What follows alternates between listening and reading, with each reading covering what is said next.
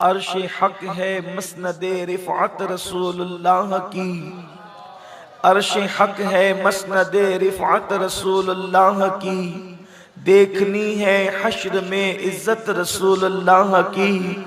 हम भिकारी वो करीम उनका खुदा उनसे फजूम, और ना कहना नहीं आदत रसूलुल्लाह की। सूरज उल्टे पांव पलटे चांद इशारे से हो चाक, अंधे नजदी देख ले कुदरत रसूलुल्लाह की। वो जहन्नम में गया जो उनसे मुस्तगनी हुआ, है खलीलुल्लाह को हाजत रसूलुल्लाह की। अहले सुन्नत का है बेड़ा पार अस्हाबे हुजूर, नज्म है और नाव है इतरत रसूलुल्लाह की। खाक होकर इश्क में आराम से सोना मिला, जान की एक्सीर है उल्फत रसूलुल्लाह की। ऐ रज़ा खुद साहिबे कुरान है मद्दाहे हुजूर, तुझसे कब मुमकिन है फिर मिदहत रसूलुल्लाह की। अल्हम्दुलिल्लाह, अमलनेर की सरजमीन पर सवाद आज़म अहले सुन्नत व जमात की आलमगीर तहरीक सुन्नी दावत इस्लामी के ज़ेर एहतिमाम जश्न 100 साला इमाम अहमद रजा का इनेकाद किया गया है, जिसमें मेरी और आपकी हाजिरी अल्लाह तबारक व तआला कबूल फरमाए।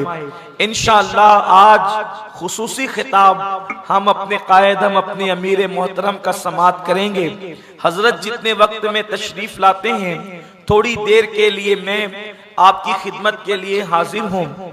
मैंने इमाम अहले सुन्नत, मुजद्दिद दीन व मिल्लत, इमाम इश्क व मोहब्बत, कंजुल करामत, जबलुल इस्तिकामत, अपने वक्त के अजीम सूफी, अपने वक्त के अजीम मंसूर, अपने वक्त के अजीम दाइये इस्लाम, अपने वक्त के अजीम दाइये दीन, अपने वक्त के मुबल्लिग आजम, अपने दौर के अजीम मुफस्सिर आजम, अपने दौर के सूफी आजम, इमाम अहले सुन्नत मुजद्दिद आजम इमाम अहमद रजा खान मुहद्दिस बरेलवी रहमतुल्लाहि ताला अलैह की जिंदगी और उनकी तारीख विलादत बिलखुसूस जिस आये करीमा से जो है वो निकलती है, उस आये करीमा के हिस्से की तिलावत करने का शरफ हासिल किया है।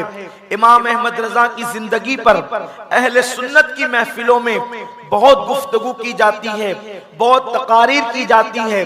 अहले सुन्नत के खुतबा अल्हम्दुलिल्लाह गाहे गाहे इमाम की जिंदगी को, इमाम के तसल्लुफ फिद्दीन को, इमाम के इल्म तफसीर को, इमाम के इल्म हदीस को पेश करने की सआदतें हासिल करते हैं।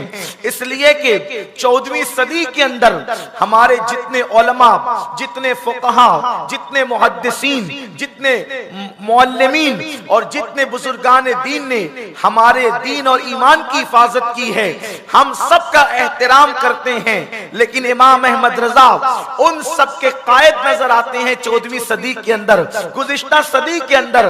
मेरे प्यारे आका सल्लल्लाहु अलैहि वसल्लम के प्यारे दीवानों, इसीलिए अहले सुन्नत इमाम अहमद रजा को खिराज पेश करते हैं और इंशाअल्लाह खिराज पेश करते रहेंगे। मेरे प्यारे आका सल्लल्लाहु अलैहि वसल्लम के दीवानों, इमाम अहमद रजा की शख्सियत को बहुत पेश किया गया है और बहुत पेश किया जा रहा है। और आज मेरा उन्वान भी इमाम अहमद रजा मुहद्दिस बरेलवी की जात है। मेरे प्यारे आका सल्लल्लाहु अलैहि वसल्लम के दीवानों, इमाम अहमद रजा के हवाले से बहुत सारी गलत फहमियां भी फैलाई गई है। बहुत सारे लोग ये कहते हैं कि उन्होंने बिदात को फरोग दिया है। बहुत सारे लोग कहते हैं कि माज़अल्लाह वो तो अंग्रेजों के एजेंट थे। बहुत सारे लोग कहते हैं कि वो तो बहुत लड़ाकू थे, वो तो बहुत झगड़ालू थे। लेकिन आइए आज की इस महफिल में अल्लाह की तौफीक से उनकी जिंदगी के कुछ गोशे पेश करने की सआदत हासिल करेंगे और अवाम की अदालत में ये फैसला रख छोड़ेंगे कि इमाम अहमद रजा कौन थे। क्या वो वाकई अंग्रेजों के एजेंट थे या अंग्रेजों के एजेंटों की उन्होंने जड़ें काटी है? अल्लाह अकबर। आइए हम गैर जानिबदाराना तौर पर हवालों के साथ इमाम की जिंदगी को पेश करेंगे। मेरे प्यारे आका सल्लल्लाहु अलैहि वसल्लम के प्यारे दीवानों, इमाम अहमद रजा जदीद तहकीक के मुताबिक अल्लाह ने उनको 108 उलूम व फनून में महारत अता फरमाई थी। आप देख लें, अल्लाह अकबर, 14वीं सदी के अंदर किसी यूनिवर्सिटी का प्रिंसिपल भी आपको इस कदर बासलाहियत ना मिलेगा जो सलाहियत अल्लाह ने इमाम अहमद रजा को अता फरमाई थी। 108 उलूम व फनून के अंदर एक बात होती है, उलूम व फनून का जानना और होता है और उलूम व फनून के अंदर महारत हासिल करना और होता है। इसलिए कि जानने वाले तो दौर में बहुत होते हैं, लेकिन उसमें महारत हासिल करने वाले जो है वो चीदा चीदा लोग होते हैं। मेरे प्यारे आका सल्लल्लाहु अलैहि वसल्लम के प्यारे दीवानों, इमाम अहमद रजा इल्म हदीस में माहिर नजर आते हैं, इमाम अहमद रजा इल्म फिक्र में माहिर नजर आते हैं। वो मुदब्बिर हैं, वो मुफस्सिर हैं, वो मुजद्दिद हैं, वो वक्त के साइंसदान हैं, वो अपने वक्त के इल्म माशियात के बहुत बड़े माहिर हैं, वो अपने वक्त के रियाजी दां हैं, वो अपने वक्त के अजीम ज्योग्राफी दां हैं, वो अपने वक्त के अजीम ज्योमेट्री के अजीम माहिर नजर आते हैं। वो सूफी भी है, इल्म तसव्वुफ में महारत भी रखते हैं। मेरे आका सल्लल्लाहु अलैहि वसल्लम के दीवानों, वो इस बला के शायर हैं कि जब लखनऊ के शोरा के सामने उनका कसीदा मिराजिया पहुंचा तो लखनऊ के शोरा ने कहा, जिनको अपनी उर्दू दानी पे नाज था, वो कहते हैं कि ये कलाम किसी मौलवी का नजर नहीं आता, ये कलाम किसी उर्दू दा का नजर आता है। इमाम अहमद रजा वो थे, वो इतने बुलंद पाए के शायर थे कि अल्लाह अकबर। मेरे प्यारे आका अलैहिस्सलाम के प्यारे दीवानों, लेकिन इमाम अहमद रजा को मुहद्दिस होने पे नाज नहीं था, मुफस्सिर होने पे नाज नहीं था, अदीब व खतीब होने पे नाज नहीं था। लोग कहते हैं इमाम अहमद रजा तकरीर नहीं करते थे, तकरीर न करना और बात है। इमाम अहले सुन्नत के बारे में ये बात कही जाती है कि इमाम अहमद रजा मुहद्दिस बरेलवी तकरीर नहीं करते थे, लेकिन इमाम अहमद रजा जब तकरीर करते थे तो एक एक उन्वान पर 6-6 घंटा तकरीर करते थे। इमाम अहले सुन्नत की शान ये है, वो बहुत बुलंद पाए खतीब, बहुत बुलंद पाए खतीब भी थे। इमाम अहले सुन्नत की शान ये है, वो अदीब भी हैं, वो खतीब भी हैं, अल्लाह अकबर, वो मुफस्सिर भी हैं, लेकिन उनको अपनी किसी चीज पर नाज नहीं है, ना खिताबत पर नाज है, ना इल्म अदब पर नाज है, ना अल्लाह अकबर इल्म हदीस पर नाज है, ना इल्म तफसीर पर नाज है। अगर इमाम अहमद रजा को नाज है तो अपने इश्क रसूल पर नाज है, अपनी मोहब्बत रसूल पर नाज है। मेरे प्यारे आका सल्लल्लाहु अलैहि वसल्लम के प्यारे दीवानों, अल्लाह तबारक व तआला ने उनके दिल में इश्क मुस्तफा ऐसा कूट कूट करके भरा था, इसलिए कि इल्म मदरसों से सीखा जा सकता है और तसव्वुफ खानकाहों से सीखा जा सकता है, लेकिन इश्क़े मुस्तफा जब तक अल्लाह किसी को चुन नहीं लेता उस वक्त तक के उसको इश्क़े रसूल अता नहीं करता। इमाम अहमद रजा का इश्क़े रसूल शान का था। इरशाद फरमाते हैं, अगर मेरे दिल के 2 टुकड़े किए जाए, एक पर ला इलाहा इल्लल्लाह होगा और दूसरे पर मुहम्मदुर रसूलुल्लाह होगा। नारे रिसालत, इश्क मोहब्बत, इश्क मोहब्बत। मैं हैरान हूँ, मैं छोटा सा तालिब इल्म हूँ, मैंने दीवाने गालिब भी पढ़ा है, मैंने इकबाल को भी पढ़ा है, मैंने मीर को भी पढ़ा है, मैंने अल्लाह अकबर उर्फी को भी पढ़ा है, लेकिन एक बात कहना चाहता हूँ कि अल्लाह अल्लाह सुखाने नात के अंदर या सिनफे नात के अंदर इल्म रियाजी को, इल्म फिक्र को, इल्म ज्योमेट्री को कोई बयान करता नजर नहीं आता। अगर वो 14वीं सदी में बयान करता है तो इमाम अहमद रजा बयान करता। नात भी हो रही है, फिकी मसले भी बयान किए जा रहे हैं, नात भी हो रही है, ज्योमेट्री भी बयान की जा रही है। आओ देखो देखो, तवज्जो करें, अहले इल्म की तवज्जो चाहता हूँ। लोग इमाम अहमद रजा को समझते क्या हैं? मेरे इमाम ने एक कसीदा लिखा जिसको कसीदा मिराजिया कहते हैं। ये कसीदा मिराजिया उर्दू जबान का अजीम शाहकार है। आप अगर ऐसे खामोश सुनेंगे तो मैं इमाम को बयान नहीं करूंगा, इसलिए कि जब इश्क मोहब्बत का इमाम बयान हो रहा हो तो पूरी महफिल पर इश्क का रंग छा जाना चाहिए, पूरी महफिल इश्क के रंग में रंगना चाहिए। अरे जो उम्मते मोहम्मदिया के ईमान बचाने के लिए 22 घंटे जागता हो और सिर्फ 2 घंटे सोता हो, उसी को दुनिया इमाम अहमद रजा कहते हैं। इमाम अहमद रजा 22 घंटे जागने वाली साथ का नाम है। आपको क्या पता, हमें क्या पता, बारगाह रिसालत से यूं ही लल्लू पंजुओं को इनाम नहीं मिलता। जब मुस्तफा करीम की बारगाह में किसी का खुलूस कबूल हो जाता है तब कहीं जाकर के इनाम अता किया जाता। हर अहरे गहरे नत्तू खैरों को बारगाह रिसालत में मर्तबे थोड़ी मिलते, और जिसको मर्तबा मिलता है फिर वो अहरा गहरा नहीं रह जाता। इमाम ने कसीदा मेराजिया लिखा। ये हमारी जमीन खानदेश की जमीन है, यहाँ शोरा बहुत है, मुशायरे बहुत होते हैं, उर्दू से लोगों को शगफ बहुत है। कसीदा मेराजिया जिसको लोग सही पढ़ भी नहीं पाते आज के दौर में, बहुत सारे अशार में लोगों को पढ़ने में मुगालता होता है। अल्लाह अकबर। ये कसीदा मेराजिया जो है दर्जनों अशार पर मुश्तमिल है। कसीदा मेराजिया तकरीबन 74 या 76 कमोबेश इसकी अशार हैं। और आप ध्यान से सुने इमाम अहमद रजा कौन है। ये कसीदा लिखने की वजह ये बनी कि एक साहब इमाम अहमद रजा के पास आए, कहने लगे कि मैंने कसीदा लिखा है, आप उसकी इस्लाह कर दें।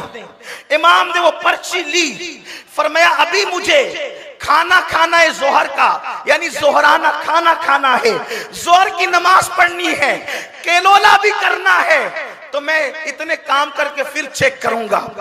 आला हज़रत ने खाना खाया, जोहर की नमाज पढ़ी, केलोला किया और उसके बाद उनका कसीदा चेक किया तो सोचा कि जिस शान से मेराज हुई है कसीदा उस शान से लिखा नहीं गया है।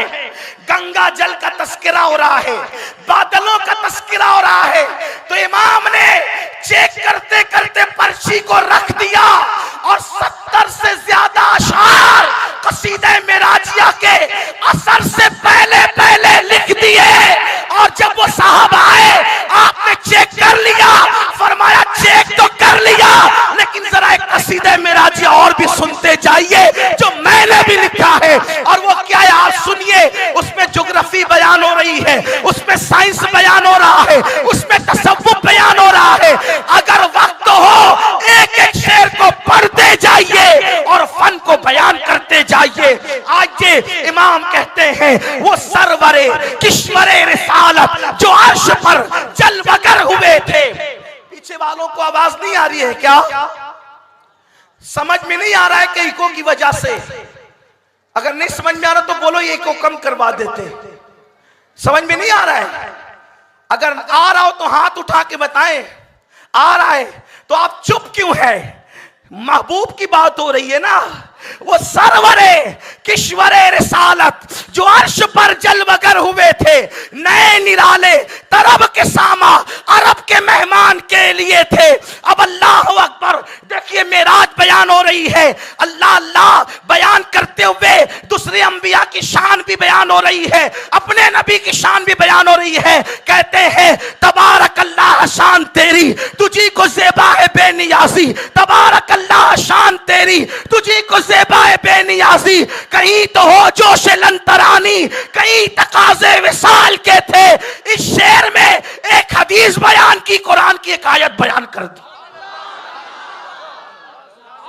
ये शायरी में कोई ऐसा शायर तो लाओ जो मिसरों में हदीस बयान करता, जो कुरान की आयतों को की तशरीह मिसरों में करता हो।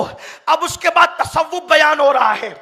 अपने वक्त का सैयदुस सूफिया, अपने वक्त का मुहियुद्दीन इब्न अरबी अब तसव्वुफ पर आता है। लोग अब तक उलझे हुए हैं कि मेराज पर गया कौन।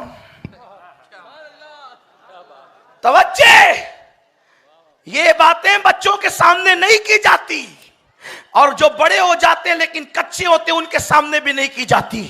लेकिन ये सुन्नियों की महफिल है, इसलिए बयान करने की हिम्मत कर रहा हूं। मेराज पर गया कौन? इसलिए कि निरा बशर खिला में बगैर ऑक्सीजन के नहीं जा सकता, जाएगा तो मर जाएगा। वो खला में नहीं गए, खला के ऊपर गए, आसमान पर गए, आसमान पर नहीं आसमानों पर गए। बशर जा नहीं सकता और गया तो आ नहीं सकता।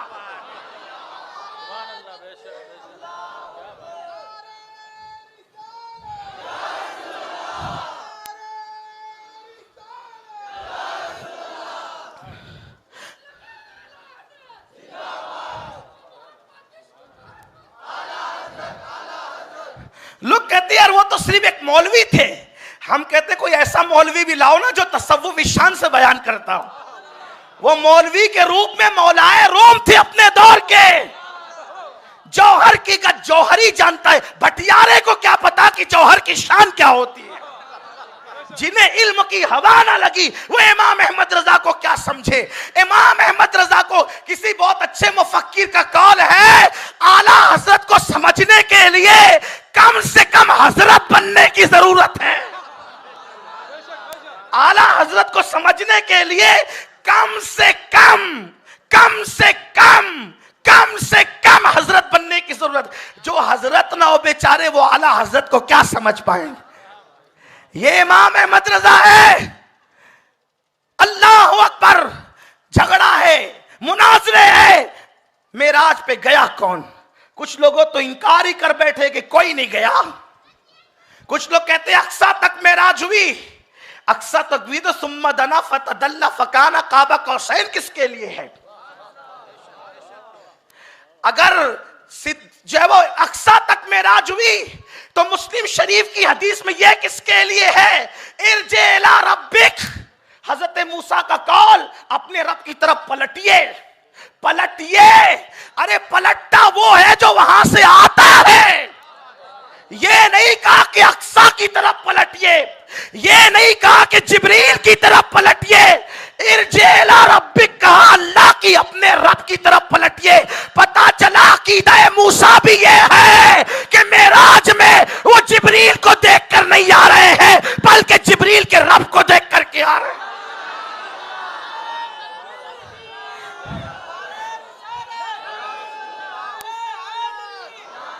इश्क मोहब्बत, इश्क मोहब्बत,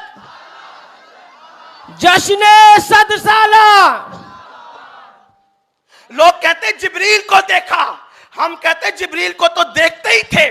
और जिब्रील को देखना कौन सी मेराज है? अरे जिब्रील उनको देखने के लिए जमीन पे आते थे बेलिकाई यार, उनको चैन आ जाता अगर बार बार आते न यूं जिब्रील सिदरा छोड़कर। वजीर को देखना बादशाह की कौन सी मेराज है?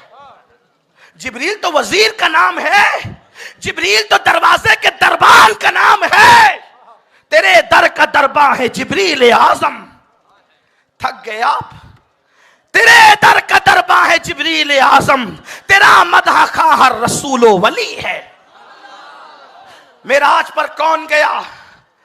आसमानों की सैर की, जन्नत की सैर की, जहन्नम को देखा, फरिश्तों को देखा, मलाइका को देखा, जिब्रील को देखा, सिदरा को देखा। और जहां जिब्रील थक कर बैठ गए उसके आगे गए। आला हज़रत फरमाते हैं थके ते रूहुल अमी के बाजू, कहा वो दामन कहा वो पहलू, रिकाब छूटी उम्मीद टूटी, निगाहे हसरत के वलवले थे। जो एक पर मार के जमीन पे आता है मेरे नबी की परवास के साथ उड़ते उड़ते थक जाता है। जहां जिब्रील थकता है वहां आमिना का लाल जाता है। लोग हलीमा की बकरियों के पीछे मेरे नबी को देखकर अपनी तरह बशर कहते हैं। अरे जंगल में हलीमा की बकरियों के पीछे देखकर अपनी तरह कहने वालों, शबे मेराज जिब्रील के आगे आगे भी तो देखो।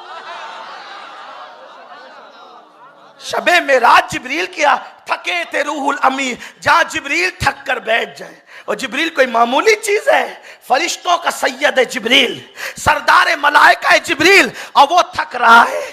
एक पर मार के जमीन पे आने वाला कितना उड़ा होगा। थक कर बैठ गए, बैठ ही नहीं गए, हसरत से देखने लगे। थके तेरू, ये आला हज़रत बयान कर रहे हैं। लोग कहते हैं इमाम अहमद रजा ने क्या दिया, हम कहते हैं इश्क भरा अकीदा दिया। 14 सदियों के अकीदे पे जो धूल डाली जा रही थी, इमाम ने उसकी तजदीद करके अता फरमाया। थके थे रूहुल अमी के बाजू, कहां वो दामन कहां वो पहलू, रिकाब छूटी उम्मीद टूटी, निगाहे हसरत के वलवले थे। हुजूर आगे बढ़े आगे बढ़े। अब बताओ, जहां जिब्रील थक के बैठता है उसके आगे आमिना का लाल जाता है, तो आमिना के लाल को खुदा नहीं कहते, लेकिन खुदा से जुदा नहीं कहते। अब आगे गया कौन? इसको सूफी ही बयान कर सकता है, इसको सरमद ही बयान कर सकता है, इसको मंसूर ही बयान कर सकता है, इसको जुनैद बायजीद ही बयान कर सकते हैं। लेकिन कितनी सादगी से इमाम अहमद रजा ने तसव्वुफ के इस मसले को हल किया। गया कौन खुदा से मिलने, गया कौन खुदा से मिलने, गया कौन खुदा से मिलने? तो कहते कसीदे मेराजिया में इल्म तसव्वुफ की गुत्थी कैसे सुलझाते हैं। वही है अव्वल, वही है आखिर, वही है जाहिर, वही है बातिन, उसी के जलवे, उसी के जलवे, उसी के जलवे, उसी से मिलने, उसी से उसकी तरफ गए थे।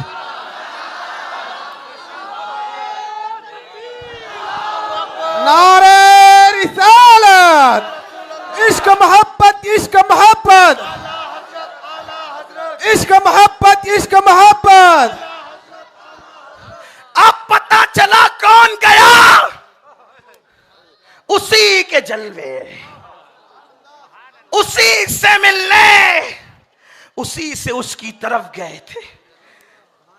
कहां से निकले थे, कहां गए थे? अब इल्म ज्योमेट्री के जरिए मेराज बयान हो रही है। ज्योमेट्री पे नाज करने वालों, जो मोहम्मद रसूलुल्लाह की नालैन को बोसे लेते, ज्योमेट्री उनके घर की कनीज है। नात में ज्योमेट्री का फन बयान हो रहा है। एक बात है, हुजूर कहां से आए थे, कहां से निकले, कहां पहुंचे। अब ज्योमेट्री के जरिए से मेराज बयान हो रही है। चैलेंज के साथ कहता हूं, 14वीं सदी में ऐसा शायर लाके बताओ। उनका इल्म फिक, इल्म हदीस तो अपनी जगह है, शायरी में कोई उनका हमपल्ला नहीं है, कोई शायरी में। और ये इश्क से आता है, ये फन नहीं है, ये इश्क है। और जब इश्क आता है ना, तो इकबाल कहते हैं, दो आलम से करती है बेगाना दिल को, अजब चीज है लज्जत आशनाई। अब ज्योमेट्री के जरिए से बयान हो रहा है। ज्योमेट्री वाले थोड़ा सा कान खोलें और पता चले, अपने दुनियावी उलूम पे नाश करने वालों, जो मेरे नबी का गुलाम होता है उसको सिनोरी जालियों से इल्म मिलता है। नबी आए कहां से, गए किधर? हुजूर के आने जाने को इल्म ज्योमेट्री से बयान किया जा रहा है। कहते हैं, कमाल इम्का के झूठे नुक्तों, तुम अव्वल आखिर के फेर में हो। कमाल इम्का के झूठे नुक्तों, तुम अव्वल आखिर के फेर में हो। मुहीत की चाल से तो पूछो, किधर से आए किधर गए थे। प्रकार लेते हो ना, प्रकार लेकर के जब आप दायरा बनाते हो ना, उसको मुहीत कहते हैं। दायरा बनाते हो, दायरा बनने के बाद किसी बड़े से पूछो कि वो दायरा शुरू कहां से हुआ और खत्म कहां हुआ। अल्लाह अकबर। मेरे इमाम कहते हैं, कमाल इम्का के झूठे नुक्तों, तुम अव्वल आखिर के फेर में हो। मुहीत की चाल से तो पूछो, किधर से आए किधर गए थे। ये इल्म ज्योमेट्री है उनका, ये उनका इल्म ज्योमेट्री है। ये इमाम अहमद रजा है। अगर और पढ़ता रहूं तो मेराज पर ही बात होती रहे। और कसीदा मेराज 70 से ज्यादा शार पढ़े, एक एक शेर पढ़े तो खत्म ना हो। शायद मुझे याद आता है कि मैंने किसी मौके पर मालेगांव में पूरे कसीदे मेराजिया को पढ़कर उसकी तशरीह करने की कोशिश की है। अगर वो आपको मिल जाए यूट्यूब पर तो आप उसको देख सकते हैं। आपको पता चलेगा कि इमाम क्या है। ये है इमाम की शायरी, ये इमाम की शायरी। अब आइए इमाम का इल्म हदीस देखें। थोड़ा मुश्किल उन्वान है इल्म हदीस। हुजूर मुहद्दिस आजम के चौचवी रहमतुल्लाह अलैह फरमाते हैं कि मैंने इमाम अहमद रजा जैसा मुहद्दिस नहीं देखा। क्योंकि हम जब भी कोई हदीस पढ़ते और उस हदीस में जितने रावियों के नाम रहते, अनफुला इब्ने फुला, फुला इब्ने फुला, फुला इब्ने फुला, फुला इब्ने फुला, फुला, जितने नाम, आला हजरत सबकी सीरत जानते थे। किसका कुव्वते हाफजा बुढ़ापे में कमजोर हो गया था वो भी जानते थे। कौन नाबीना हो गया था वो भी जानते थे। किसने बाजार में चलते चलते ककड़ी खा ली थी वो भी जानते थे। अल्लाह अकबर, किसने चांद की झूठी गवाही दी थी वो भी जानते थे। कौन तकवा पर आखिर तक दुनिया से रुखसत हुआ वो भी जानते थे। ये इमाम अहमद रजा का फन अस्माउल रिजाल में महारत है। और इल्म हदीस पर कौन सी हदीस सही है, हदीस सही और गलत नहीं होती। ये सही से मुराद ये फन हदीस की इस्तिलाह है। हदीस कौन सी सही है, कौन सी हसन है, कौन सी हसन ले गए रही है, कौन सी हसन ले जाती ही है, कौन सी जो है वो शाज है, कौन जो है अल्लाह अकबर गरीब है, कौन सी ज़ईफ है, किस रिवायत को मौजू कहा गया है, ये सब इमाम अहमद रजा की निगाहों में था। फरमाते हैं हम हदीस पढ़ते तो इमाम अहले सुन्नत बता देते कि इस हदीस में ये ज़ौफ़ है, इसमें जो है वो ये इस सनद में ये है और ये रिवायत का ये है। एक मर्तबा ऐसा हो गया, एक बार ऐसा हो गया कि हजरत मुहद्दिस सूरती अल्लामा वसी अहमद मुहद्दिस सूरती रहमतुल्लाहि ताला अलैह आला हज़रत के बड़े करीबी दोस्त थे। बहुत जमती थी, दोनों में बड़ी मोहब्बत थी। हालांकि मुहद्दिस सूरती जो थे वो आला हज़रत से इश्क की हद तक, बल्कि अल्लाह इश्क की हद तक उनको चाहते थे। एक दिन किसी ने मुहद्दिस सूरती से पूछा, मुहद्दिस साहब, आला हज़रत ना आपके उस्ताद हैं ना आपके पीर हैं, फिर आप आला हज़रत से इतनी मोहब्बत क्यों करते हैं? बात यह है, हर सिलसिले का बंदा आला हज़रत को चाहता है, हर मदरसे का बंदा आला हज़रत को चाहता है, हर खानका का बंदा आला हज़रत को चाहता है। शर्त यह है वो आला हज़रत को जान ले कि आला हज़रत कौन है। आला हज़रत किसी सिलसिले के नहीं है सिर्फ, आला हज़रत किसी मदरसे के नहीं है सिर्फ, आला हज़रत किसी शहर के नहीं है सिर्फ, आला हज़रत किसी खानका के नहीं है। इसलिए कि जो नबी का गुलाम होता है, वो नबी का जो गुलाम होता है, वक्त का वो इमाम होता है, वो इलाके और खित्ते कबीले का नहीं बल्कि वो सबका होता है। आला हज़रत सबके हैं। आला हज़रत को जो लोग महदूद करना चाहते हैं, मैं उन भाइयों को मशवरा देना चाहता हूं, उनको सिलसिलों में खानकाओं में महदूद न करना। आला हज़रत अबकरी शख्सियत है, आला हज़रत आफाकी शख्सियत है। जिस आशिक रसूल के दिल के अंदर इश्क रसूल है, उसके आला हज़रत आंखों की ठंडक है। आला हज़रत बहुत बड़ी चीज का नाम है, लेकिन आला हज़रत को कोई पहचान ले। मसला यह है कि हमने आला हज़रत का तारुफ ही सही नहीं कराया। हम तो बस उन्हीं चंद चीजों को लेकर के घूमते रहे कि उन्होंने काफिर कुफ्र का फतवा दिया देवबंदियों पर। यही एक काम किया आला हज़रत ने, सिर्फ यही एक काम किया। बेशक गुस्ताखाने रसूल को वो काफिर कहते थे, और आज भी हम नबी के गुस्ताखों को डंके की चोट पर काफिर कहते हैं, उसमें हमारा कोई दो राय नहीं है। लेकिन आला हज़रत का यही एक कारनामा हम एक सदी से पढ़े जा रहे हैं। जरा कुछ और भी तो बताएं। कौम को पता चल गया कि उन्होंने देवबंदियों को काफिर कहा है। अब हम जरा कुछ दूसरा भी वरक बदलें, पलटे वरक, कुछ दूसरा भी बताएं। इमाम अहमद रजा ने बेशक गुस्ताखों को, और उन्होंने सिर्फ नहीं कहा, उनसे पहले के लोगों ने भी कहा। उन्होंने अपनी नई बात नहीं की, उन्होंने जो सहाबा से देखा वही उन्होंने कहा, जो ताबईन से लिया वही उन्होंने कहा, जो औलिया से लिया वही उन्होंने कहा। सौदा गिरान में बैठकर उन्होंने कोई नई बात नहीं की। लेकिन हम तारुफ भी तो कराएं, इमाम अहमद रजा है कौन। इंशाअल्लाह अज़्ज़ व जल फकीर का एक जल्द बयान आने वाला है, अल्लाह की तौफीक से आप दुआ करें। आला हज़रत अपने दौर के इल्म माशियत के इमाम है। अल्लाह ने चाहा, अल्लाह ने तौफीक दिया, इन्हीं दिनों जश्न 7 साला के मौके पे किसी महफिल में हम इस पर गुफ्तगू करेंगे। आपको पता चलेगा कमरे में बैठकर इल्म माशियत पर क्या उनकी नजर थी, क्या नजर थी उनकी। और आज उन नुकात पर अमल कर लिया जाए तो मुसलमान आज भी तरक्की कर सकता है इंशाअल्लाह। अल्लाह तौफीक देगा तो। अब मैं कोई बड़ा आदमी नहीं हूँ, मैं मामूली हूँ, कोई अदीब खतीब अल्लामा कुछ भी नहीं हूँ, एक तालिब इल्म हूँ, बुजुर्गों की जूतियाँ सीधी करने वाला हूँ। लेकिन इमाम से हमें इश्क है, और हम तो हर वली को दिल दे बैठे हैं। जिसने करोड़ों के ईमान की हिफाजत की, उसको क्यों नहीं चाहेंगे। हम इमाम अहमद रजा को इश्क की हद तक चाहते हैं। इमाम अहमद रजा की जात को हम कभी रोकड़ा नहीं करते, इमाम अहमद रजा की जात को हम कभी नहीं बेचते। हम उनसे इसलिए मोहब्बत करते कि वो हमारे नबी से मोहब्बत करते हैं और हर सुन्नी उनसे मोहब्बत करता है। सिर्फ शर्त है कि कोई उनको जान ले, और उनके तारुफ के लिए बात मैं कर रहा हूं आपके सामने, बात दूर ना निकल जाए। अर्ज़ ये कर रहा था, इल्म हदीस पर उनको कितनी महारत थी। हजरत मुहद्दिस सूरती, उनका जिक्र चल रहा था। मुहद्दिस सूरती मुरीद नहीं थे, शागिर्द नहीं थे, फिर भी इश्क की हद तक चाहते थे। किसी ने देखा, भाई जाहिल किसी को चाहे तो बात अलग है ना, वक्त का इतना बड़ा मुहद्दिस है। मुहद्दिस सूरती कौन है आपको पता है? मुहद्दिस आजम के इल्म हदीस में उस्ताद है ये मुहद्दिस सूरती।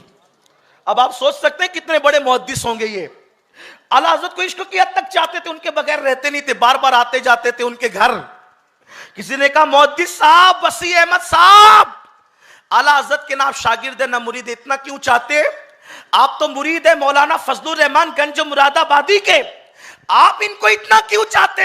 जब देखो जब रजा रजा करते हैं। तो उन्होंने जवाब दिया, सच्चे लोग फजीलतें छुपाते नहीं, बल्कि जो दिल में रहता है वो कह देते हैं, क्योंकि उनको अपनी दुकान की फिक्र नहीं होती। जिनकी दुकानें मदीने वाले के फैज से चलती है, उनको अपनी दुकानों की फिक्र नहीं होती। जिनकी दुकानें चिटिंग बाजियों से चलती है, उनको अपनी दुकानों की फिक्र होती है, क्योंकि जिनकी दुकानें नबी के फैजान से चलती है, उनको तो यकीन है कौन देता है, देने को मुंह चाहिए, देने वाला है सच्चा हमारा नबी। नारे तकबीर, नारे रिसालत, इश्क मोहब्बत, इश्क मोहब्बत।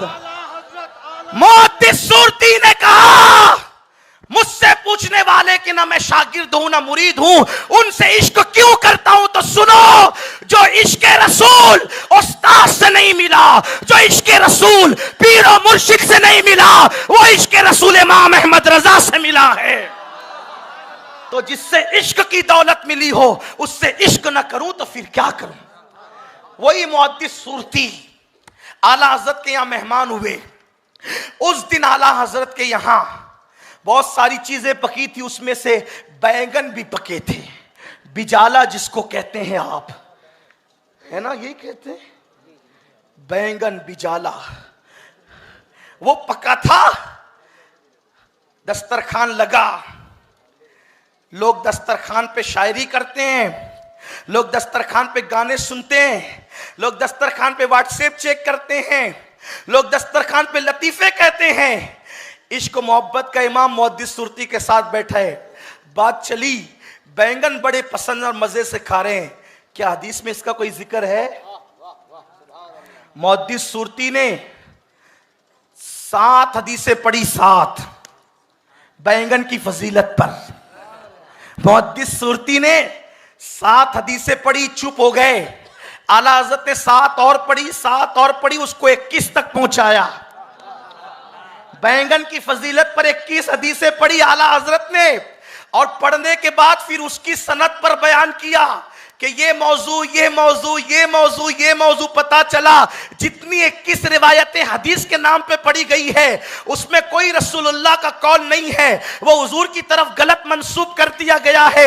इसलिए कि बैंगन जैसी बेफायदा सब्जी की फजीलत बयान करके नबी की तरफ मंसूब कर दिया गया, ताकि अहले इल्म नबी पर माज़अल्लाह नुक्ता चीनी करे कि नबियों मुसलमान के पैगंबर ऐसे थे जो बगैर फायदे की फजीलत, जो बगैर फायदे की सब्जी पर, जो बगैर फायदे की सब्जी पर हदीसें बयान करते थे। तो नबी को माज़अल्लाह मशकूक या बदनाम करने के लिए बैंगन पर हदीसें गढ़कर नबी की तरफ मंसूब कर दी गई है। इसलिए ये कोई रसूलुल्लाह का कौल नहीं है। इसके जितने रावी हैं, इसमें फला झूठा है, फला झूठा है, फला झूठा है, और बता दिया कि बैंगन की फजीलत पर कोई हदीस हुजूर ने बयान ही नहीं की है। दस्तरखान पर जिसका इल्म ऐसा हो, दारुल इफ्ता में उसके इल्म की रानाइयां क्या होगी। इमाम अहमद रजा ये है। आइए, मुझे याद आ रहा है इमाम अहमद रजा का इल्म फिक़्ह, वो कैसे फकीह थे। फिक़्ह कहते हैं शरीयत के कानून को। वो कैसे फकीह थे, तवज्जो करें। अच्छा, एक बात यह है, फकीह होना और बात है, और फकीह बना देना, फकीह गर होना। एक होता है पीर, एक होता है पीर गर। एक होता है आलिम, एक होता है आलिम गर, एक होता है इंसान, एक होता है इंसान गर। तो ये जो गर होता है ना, इसमें बड़े गुर होते हैं। आला हजरत फकी गर थे और आला हजरत का इल्म फिक्र शरीयत पर, यानी क्या जायज है क्या नाजायज है, इसकी मिसाल ही नहीं मिलती। आइए चलते हैं बैठे बैठे मोहल्ला सौदा गिरान में आला हजरत के यहां, देखते हैं कि वहां इल्म फिक्र के क्या जलवे हैं। अच्छा, एक चीज आपको बताऊं कि इंसान कैसा है, उसको जांचने के लिए उसके सोहबत में जो रहने वाले उनको देखना होता है, उससे पता चलता है कि क्या है। सही है, यही बात है। एक बहुत बड़े बुजुर्ग थे उस जमाने में, सैयद दीदार अली अलवरी रहमतुल्लाह अलैह। ये बहुत बड़े मुहद्दिस थे, सैयद भी थे, बहुत बड़े बुजुर्ग हैं ये। इनकी दोस्ती जो थी हजरत सैयद हजरत मुहद्दिस सूरती रहमतुल्लाह अलैह से थी। तो मुहद्दिस सूरती इनको कहते थे कि चलो यार एक मर्तबा इमाम अहमद रजा से मिले। तो कोई उसको अपने ऊपर आप लोग मत लेना, एक जनरल बात कह रहा हूं मैं। जो खुद खूबसूरत हो ना, तो वो दूसरे की खूबसूरती जल्दी से तस्लीम नहीं करता। जो खुद फनकार हो, वो दूसरे का फन जल्दी से कबूल। जो खुद मुकर्रिर हो ना, वो जल्दी से किसी की तकरीर सुनना अपनी बेइज्जती समझता है। खुद मुकर्रिर हूं, मैं क्यों किसी को सुनूं, मैं क्यों जो है वो जाकर के बैठूं, ऐसा होता है ना। लेकिन ये मैं आदमी को गिरा देती। शैतान से पहले कोई शैतान नहीं था, फिर शैतान को बहकाया किसने? तवज्जो आपकी। शैतान से पहले कोई शैतान नहीं था, उसको बहकाया किसने? तो उसको बहकाने वाले शैतान का नाम कुरान बयान करता है, वस्तकबरा वकाना मिनल काफिरीन। उसको उसके तकब्बुर ने गुमराह कर दिया। और पता चला ये तकब्बुर इतना खतरनाक है कि ये मुअल्लिमुल मलाइका को शैतान बनाता है। इसलिए सबको शैतान ने लूटा, शैतान को तकब्बुर ने लूटा। इसलिए कभी तकब्बुर नहीं करना। और अल्लाह फरमाता है कि तकब्बुर मेरा हक है, जो मुझसे इसको छीनने की कोशिश करता है मैं उसके दांत तोड़ के उसको तबाह कर देता हूं। हुस्न दे तो तकब्बुर नहीं करना, दौलत दे तो तकब्बुर नहीं करना, इज्जत दे तो तकब्बुर नहीं करना, शान दे तो तकब्बुर नहीं करना, औलाद दे तो तकब्बुर नहीं करना, मर्तबे दे तो तकब्बुर नहीं करना, हत्ता के वली बन जाओ तो भी तकब्बुर नहीं करना। इसलिए कि मेरे नबी जब मेराज पर गए, अल्लाह के कुर्ब में पहुंचे, कुरान बयान करता है सुम्मा दना फतदल्ला फकाना काबा कौसैनी औ अदना। सारी हदें खत्म हो गई, जलवाए जाहिर जलवाए बातिन में गोता जन हो गया, नबी के जलवे खुदा के जलवों में गुम हो गए। उस वक्त मेरे अल्लाह ने कहा हबीब तुझे इतने करीब बुलाया, इतने करीब किसी को नहीं बुलाया। आज बता तुझे किस लक़ब से याद करूं, तुझे कौन सा लक़ब दूं, तुझे कौन सा तमगा दूं। मेरे नबी चाहते तो अल्लाह उसी लक़ब से पुकारता, लेकिन मेरे नबी ने अर्ज किया मौला इतनी बुलंदी पर बुलाया है, फिर भी तू मुझे बंदा कह करके पुकार, ताकि लोगों को समझ में आए कि मकाम बंदगी किसे कहते हैं। इसीलिए कुरान ने वाक़े मेराज भी बयान किया तो बंदा कह करके बयान किया। दना फतदल्ला पे जाकर भी बताते हैं कि मैं बंदा हूं। बंदा बनकर रहने में जो मजे हैं वो खुदा बनने में नहीं है। नमरूद खुदा बना, लंगड़े मच्छर से हलाक कर दिया गया। फिरौन खुदा बना, दरिया में डुबो दिया गया। आज तक म्यूजियम में नंगा पड़ा हुआ है, उसको कफन भी नसीब नहीं हुआ। खुदा नहीं बनना कभी। हाँ, सच्चा खुदा तो एक ही है ना, उसके मुकाबले में जो खुदा बनेगा, इकबाल कहते मकाम बंदगी देकर नलू शाने खुदाबंदी। बंदा सच्चा बनना पसंद है, झूठा खुदा बनना पसंद नहीं है। कि मूसा सच्चे बंदे बने, दरिया में रास्ते पैदा हो गए। फिरौन झूठा खुदा बना, दरिया में डुबा दिया गया। फायदा किसमें है? बंदा बन। बंदे हो तो बंदे बनो, बंदे हो तो बंदे बनो। तो बंदा सैयद दीदार अली अलवरी कहते हैं कि हुस्न दौलत और इल्म, ये तीन चीजें आती है तो तकब्बुर भी साथ आता है, और जहां तकब्बुर नहीं आता वहां विलायत आती है। तो कहते थे चलिए ना हज़रत एक बार मिल तो ले उनसे, क्योंकि जिससे मोहब्बत होती है आदमी मिलाने की कोशिश करते हैं। वो कहते थे वो आलिम है तो हम भी आलिम है। वल्लाह मैं उनकी बेइज्जती नहीं कर रहा हूं, सिर्फ बात बता रहा हूं। सैयद दीदार अली अलवरी की जूतियां मेरे सर पर है, बड़ी अजीम हस्ती है। लेकिन वो कहते थे वो आलिम है तो हम भी आलिम है ना, क्या जरूरत उनसे अलवर से उनसे मिलने जाने की, क्योंकि भाई चल करके जाना भी तो बड़ी बात है ना। बहुत दिन ऐसे ही चलता रहा, लेकिन मुहद्दिस साहब थे बड़े अपने जिद के पक्के, सोचा कि एक बार इनको मिलाकर दीदार साहब को आला हजरत का दीदार करा दूं। और मुहद्दिस साहब की जो कोशिश थी, ऐसे ही गलत फहमी रखने वालों के लिए भी मेरी कोशिश है कि मैं कुछ आला हजरत की फजीलतें पढ़ करके उनको आला हजरत के इल्म का दीदार करा दूं, आला हजरत की शख्सियत का दीदार करा दूं, ताकि एक वली से जिसको गलत फहमी वो दूर हो जाए। बस इतना चाहता हूं और कुछ नहीं चाहता। और आप मुझे जानते हैं कि मेरी तबीयत में जो है वो मुबालगा आ रही नहीं है। हम अपने बुजुर्गों की शान बहुत एहतियात से बयान करते हैं। जितनी बातें कह रहा हूं मैं सब किताबों में बता सकता हूं, और वो भी ऐसे नहीं कि यहां वहां की नहीं, बल्कि जो आला हजरत के शागिर्दों ने लिखी है, उनके शागिर्दों ने लिखी है, उन किताबों से बता सकता हूं। सैयद दीदार अली अलवरी साहब रहमतुल्लाहि ताला अलैह ने कहा, वो आलिम है तो भाई हम भी आलिम है, हम क्यों उनसे मिलने हैं? कहा एक बार तो देख तो ले, चले तो सही। कहा ठीक है। एक बार वो तैयार हो गए। अब मुहद्दिस साहब उनको लेकर के आए। इत्तेफाक से जब वो वहां पहुंचे तो आला हजरत की मस्जिद रजा में अजान हो चुकी थी।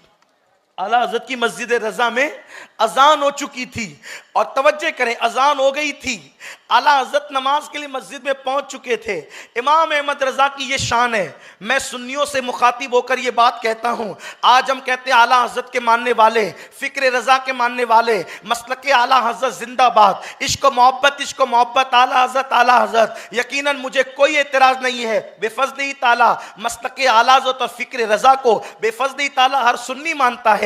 लेकिन आपसे कहता हूं मसलक आला हजरत ये भी है कि अजान हो तो मस्जिद की तरफ जाया जाए। मसलक आला हजरत ये भी है कि फराइज और सुन्नतों की पाबंदी की जाए। आला हजरत कहते हैं मैं इतना मसरूफ रहता हूं किताबें लिखने के अंदर कि इतनी मसरूफियतों में नवाफिल जो है और सुन्नतें माफ हो जाती है, लेकिन फकीर इतनी मसरूफियतों के बावजूद भी नफिल भी पढ़ता है, सुन्नतें भी पढ़ता है। कभी मैं सुन्नतें भी तर्क नहीं करता, नवाफिल भी तर्क नहीं करता।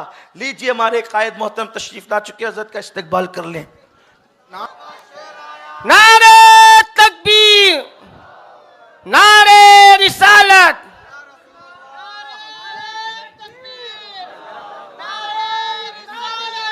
बैठ जाए, दुरूद शरीफ पढ़ने, वक्त अपने पास कम है, हजरत को जाना है, ट्रेन पकड़नी है। हजरत दुरूद शरीफ पढ़ने, बुलंद आवाज से जल्दी से दुरूद शरीफ पढ़े। अल्लाहुम्मा सल्ली अला सय्यदना मौलाना मुहम्मदिन मादिनिल जूदी वल करम व आलिहिल किराम अजमईन, सलातु व सलामन अलैका या रसूल अल्लाह। आप अच्छी तरह से जानते हैं हजरत के आने के बाद मैं खिताब और बयान नहीं कर पाऊंगा, ना करता हूं, इसलिए कि जिससे सीखा है उसके सामने मैं क्या अर्ज करूं। जिसकी जूतियां सीधी करके जो है वो मैंने हजरत ही से कुछ सबक सीखा है, तो मैं ज़्यादा नहीं अर्ज करूंगा, अपनी बात मुकम्मल कर लेता हूँ। एक बार दुरूद शरीफ पढ़ने बुलंद आवाज़ से। रब्बि सल्लि व सल्लिम दाइमन अबदा अला हबीबिका खैरुल खल्क़ि कुल्लिहिम। सैयद दीदार अली अलवरी साहब मस्जिद में आए। आला हज़रत मस्जिद पहुँच चुके थे। जब मस्जिद में पहुँचे, इमाम अहले सुन्नत, सुन्नतों की भी पाबंदी थी, नवाफिल भी पढ़ते थे। आला हज़रत की आखिरी वक्त तक के जमात तर्क नहीं हुई। इतनी बीमारी के बावजूद इमाम अहमद रजा लोगों के कंधों पे हाथ रख के कभी कुर्सी पर मस्जिद जाते थे और नमाज अदा फरमाते थे आखिरी वक्त तक इमाम अहमद रजा। और इमाम अहले सुन्नत ने लिखा है कि जो शख्स ना मुकीम हो, ना जो शख्स ना मुसाफिर हो, ना बीमार हो, और वो मस्जिद की हाजिरी को तर्क कर दे, वो फासिक है, उसकी शहादत कबूल नहीं है। इमाम अहले सुन्नत ने मसला बयान फरमाया है। अल्लाह अकबर, आज अपना हाल क्या है कि हम तो सिरे से नमाज ही नहीं पढ़ते। तो बहरहाल सैयद दीदार अली अलवरी साहब मस्जिद में आए। उनका भी, वो भी बड़े बाअमल थे। आपने चाहा कि जल्दी से जमात में शरीक हो, तो वहां पे क्या देखा आपने कि एक छोटा सा बच्चा है जो कुएं से पानी निकाल रहा है। सैयद दीदार अली अलवरी साहब सफर से आए थे, वुजू करना चाहते थे और जमात में पहुंचना चाहते थे। एक छोटा सा बच्चा, क्योंकि उस दौर में हौज जो है वो नल नहीं होते थे मस्जिदों के अंदर, और जो है वो वुजू खाने टोटी वाले नहीं होते थे, कुएं से पानी निकालकर लोटे में डालकर वुजू करना होता था। सैयद दीदार अली अलवरी साहब रहमतुल्लाह अलैह इतने बड़े मुहद्दिस, इतने बड़े फकी होकर जमात की जल्दी में उस बच्चे से कहते हैं, ओ बच्चे मुझे जल्दी से पानी दे ताकि मैं वुजू करूं। उस बच्चे ने उनको मुस्कुरा कर देखा और कहने लगा, शायद आप पढ़े लिखे मालूम नहीं होते। ये आला हजरत के मोहल्ले, घर का नहीं, मोहल्ले का बच्चा है। ये इमाम अहमद रजा के मोहल्ले का बच्चा है। कहते हैं शायद आप पढ़े लिखे मालूम नहीं होते। क्यों, आपको मसला नहीं मालूम है? कहा क्या मसला? का आपने मसला नहीं जाना कि नाबालिग से काम लेना जायज नहीं है। नाबालिग से काम, यह मसला आपको नहीं पता कि नाबालिग से काम लेना जायज नहीं है जब तक कि उसका सरपरस्त इजाजत न दे। आप मुझसे डायरेक्ट वुजू का पानी मांग रहे हैं जबकि मैं नाबालिग हूं और मैं नाबालिग नजर आ रहा हूं, तो आपके लिए जायज नहीं है कि आप मुझसे मेरे सरपरस्तों के बगैर काम करवाएं। और रही बात, अगर आप कहते हैं कि मैं आपको तोहफतन या हदियतन पानी देकर पानी हिबा कर दूं, यानी आपको हदिये के तौर पे, तोहफे के तौर पे पानी दूं, तो आपको दूसरा मसला नहीं पता कि नाबालिग अगर तोहफा दे तो उसका तोहफा कबूल करना भी जायज नहीं है जब तक कि उसका सरपरस्त राजी ना हो। आप पढ़े लिखे नहीं लगते। उस वक्त सैयद दीदार अली अलवरी ने उस नाबालिग को देखा और उनको आला हजरत के इल्म का दीदार उसी वक्त हो गया कि जिसके मोहल्ले का नाबालिग इतना इल्म रखता हो, उसके घर के बच्चों का इल्म क्या होगा, और जिसके घर के बच्चों का इतना इल्म हो उसके खुद के इल्म का आलम क्या होगा। और उनके घर के बच्चों का इल्म आप देख चुके हैं। एक को मुफ्ती आजम कहते हैं, दूसरे को हुज्जतुल इस्लाम कहते हैं, किसी को मुफस्सिर आजम कहते हैं, किसी को ताजुश शरिया कहते हैं, किसी को तहसीन मिल्लत कहते हैं। हर वक्त इल्म के जवाहिर पारे बिखेरते रहे। अब कुछ फनून बच गए, लेकिन इंशाअल्लाह फिर वो कभी हजरत तशरीफ ला चुके हैं। अब हमें हजरत का खिताब सुनना है। बस इतना कह सकता हूं कि अहमद रजा का ताजा गुलिस्तां है आज भी, खुर्शीद इल्म उनका दरख्शां है आज भी। अरसा हुआ वो मर्द मुजाहिद चला गया, सीनों में एक सोजिश पिन्हा है आज भी। सब उनसे जलने वालों के गुल हो गए चिराग, अहमद रजा की शम्मा फरोजा है आज भी। जश्न 7 साला जिंदाबाद, सुन्नी दावत इस्लामी पाइंदाबाद। ये सुन्नी दावत इस्लामी शाह कमल नेर की तरफ से ये प्रोग्राम है, अल्लाह इसे कबूल फरमाए। जश्न 7 साला आला हजरत की बरकतें लेते हुए आप